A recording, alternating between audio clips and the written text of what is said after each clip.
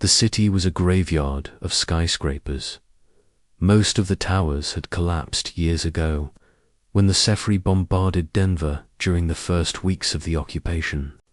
What remained were broken skeletons of steel and glass that leaned at impossible angles, like dying giants frozen in their final moments. Jake and Nicole moved carefully through the rubble. The motorcycle had been abandoned, miles back once the roads disappeared beneath mountains of debris.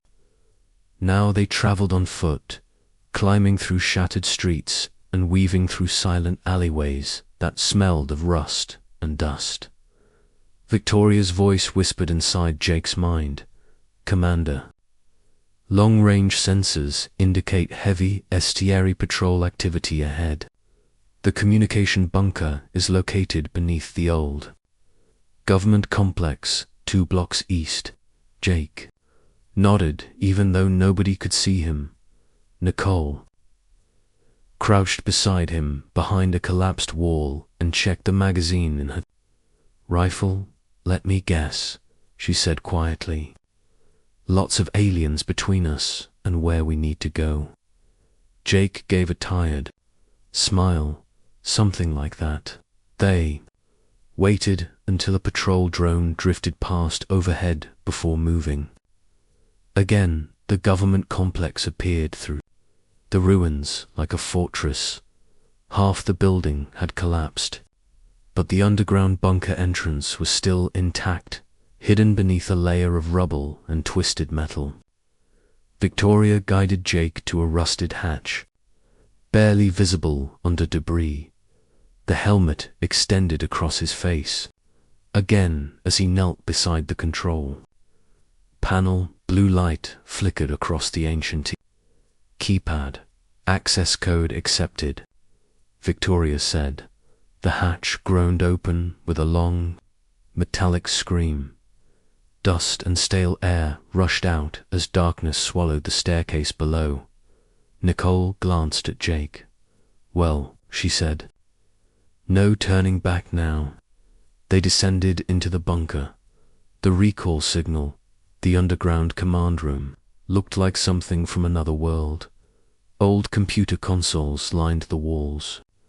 Many shattered or dark, but a few still flickered faintly.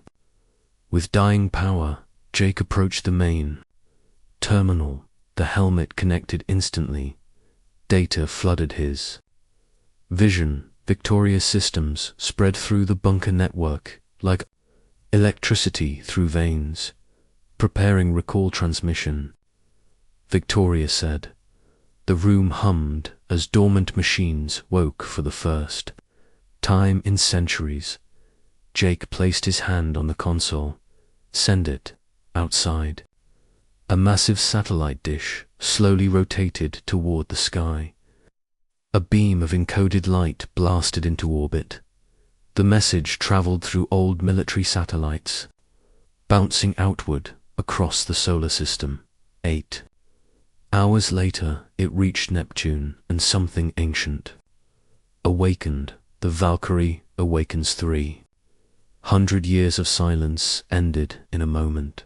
Power surged through the enormous hull of the Valkyrie fusion reactors. Ignited. Engines warmed. Weapon systems activated one by one inside the massive warship. Thousands of dormant drones powered up and began repairing systems damaged by centuries of neglect. Victoria's main consciousness expanded into the ship again for the first time in centuries. She was whole. "Welcome home, Commander," she whispered through Jake's mind, but then alarms sounded. Asteri ships were already moving. Their fleet had detected the awakening 23 capital ships and over 100 escorts accelerated toward Neptune. They intended to destroy the Valkyrie before it could return to Earth, the final gamble back in the bunker. Jake listened as Victoria explained the situation. 40 hours until the Sari fleet reaches Neptune, she said.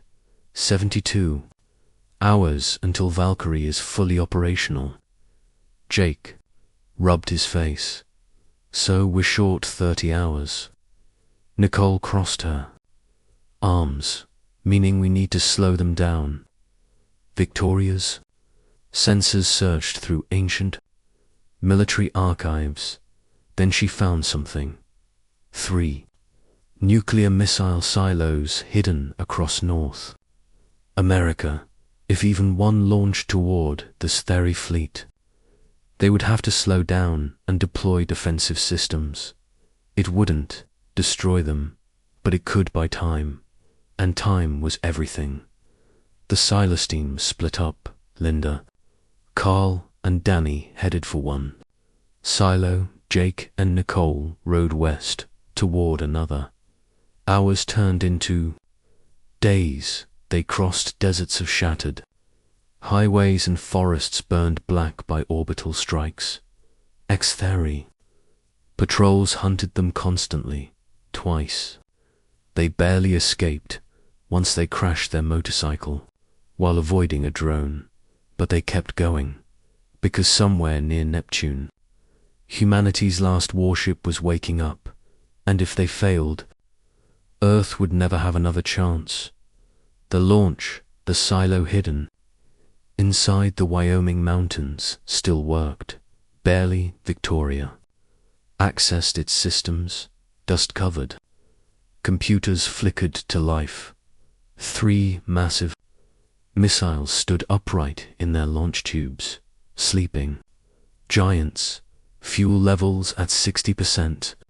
Victoria said, "Warheads operational." Jake stared up at the towering missiles. Nicole let out a low whistle. That's enough to make the aliens nervous. Jake nodded. Launch them. The ground shook. The silo doors opened. Moments later, 3 nuclear missiles blasted into the sky, trailing pillars of fire, the delays far beyond Earth. The Sci-Fi fleet detected the launches. Their commanders reacted. Instantly, ships shifted into defensive formations. Energy shields flared to life. Interceptor craft launched. The fleet slowed.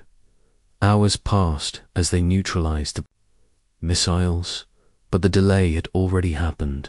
32 hours lost. Exactly what humanity needed. The return of the Valkyrie near Neptune.